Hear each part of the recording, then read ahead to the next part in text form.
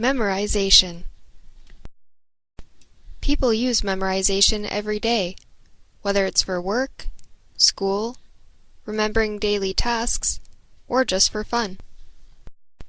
In this presentation, you can learn how to extend your memory from that of a goldfish to that of an elephant. So let's start off with a question. What is memory?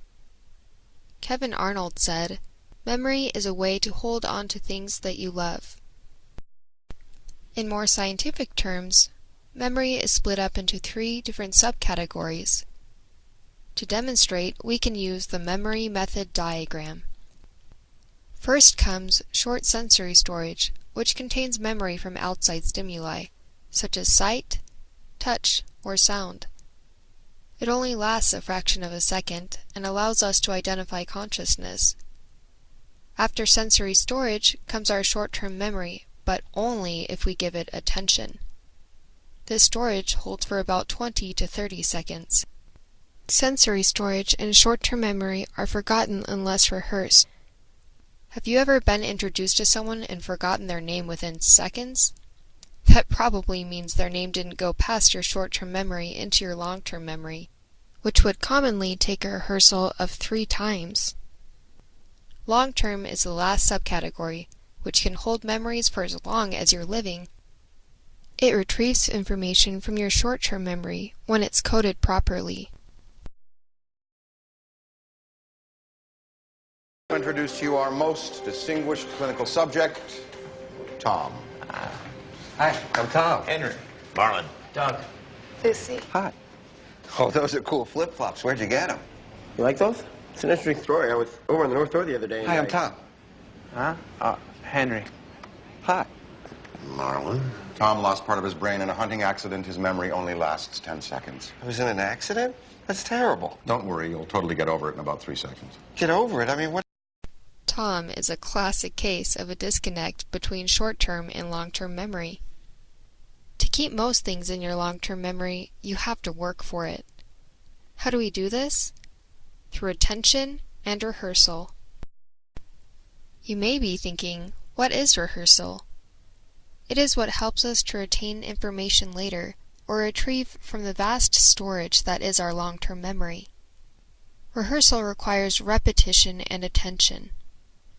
The trick is to keep our brain interested long enough to make it a memory, and then to repeat often enough to keep that memory in storage.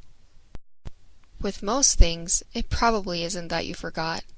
You just didn't make a conscious effort necessary to remember and put it into your long-term memory. As Daniel Hope put it, how can one forget that which was never learned? So how do we keep our brains interested? We have to first understand what captures our brain's attention. The brain prioritizes by value, meaning, and usefulness. We need to find ways to make information relevant. Take a look at the following pictures. Which one is easier to remember? Why do you think that is? The reason is 90% of the brain's sensory input is visual. The brain's quickest response is to color, motion, form, and depth. The brain has an attentional bias for high contrast and novelty. The brain has an immediate and primitive response to symbols, icons, and strong, simple images.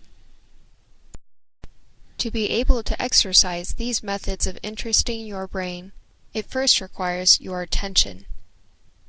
Ways of focusing your attention include to give yourself a goal, and choose goals that are easy to accomplish. Reward yourself. Get interested in the subject. Pre-reading. Establish a purpose. Combine physical and mental activities, and vary those activities. Keep a distractions list, and build your attention span. Now it's important to remember that all of this is only possible through keeping yourself interested, motivated, having a positive attitude, with an intention to remember. Some of the problems that negatively affect successful memorization include 1. Not rehearsing adequately to transfer into long-term memory. 2. Material is not coded properly. And 3. You have a difficult time retrieving because of loss of access. So what is coding and where does it fit in? Let's take a look back to the memory method diagram. Coding occurs between long-term and short-term memories. Coding helps simplify or compartmentalize information so it is more easily stored in our memory. How do we effectively code? Coding effectively happens through the following. Organize the material. Make it personally meaningful. Repeat the material. Use multiple sense modalities. Visual imagery. Engage in motor activity, and associate it with material already stored. Now that we've gone over memory, let's go over what makes us forget.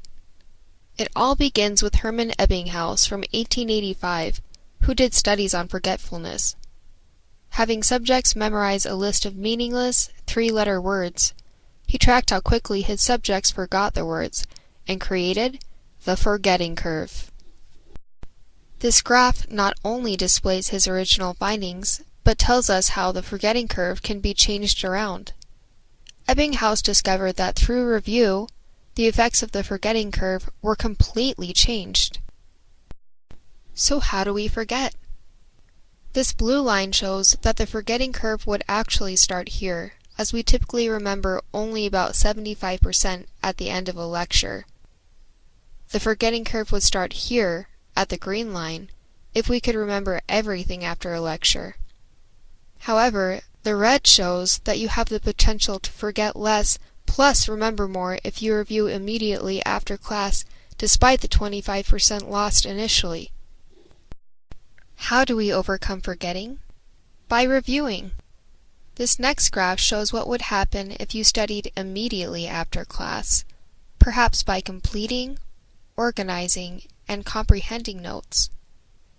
Then again within 24 hours of class, through rereading notes, condensing to main ideas, and creating questions. Then 1 week later, by reviewing and self-testing your recall. And finally, 1 month later. Those 4 review times are essential to the curve. Notice how much less is forgotten after each review? The importance of reviewing can be likened to mortar. It holds information firmly in your mind. Without mortar, stones don't hold together and walls collapse. Without reviewing notes, we quickly forget what we have learned. Review your notes as soon as possible after taking them. Otherwise, you risk letting your walls of understanding fall down. On top of helping us remember, reviewing also helps us avoid cramming. Cramming is something we've all done, and many continue to do. They might see the pros list, maybe getting something done on time, when they should really consider the cons. Physically draining, mentally exhausting, time-consuming, minimal long-term retention, and substantial input is required for minimal output. We know how important it is to review, so how do we do it the most efficiently? Reviewing can happen in a variety of ways.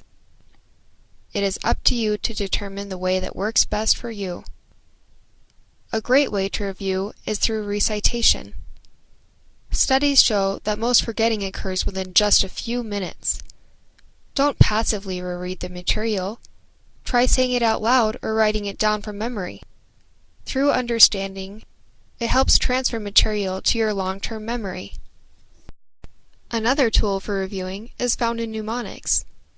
This method involves looking for patterns, as shown in these cartoon examples.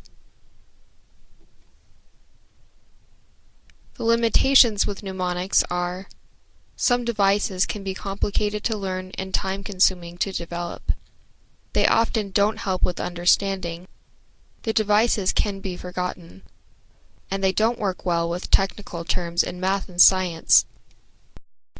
Acronyms might be able to cover some of the things mnemonics can't. An acronym takes the first letter of words which one wishes to remember and makes a new word.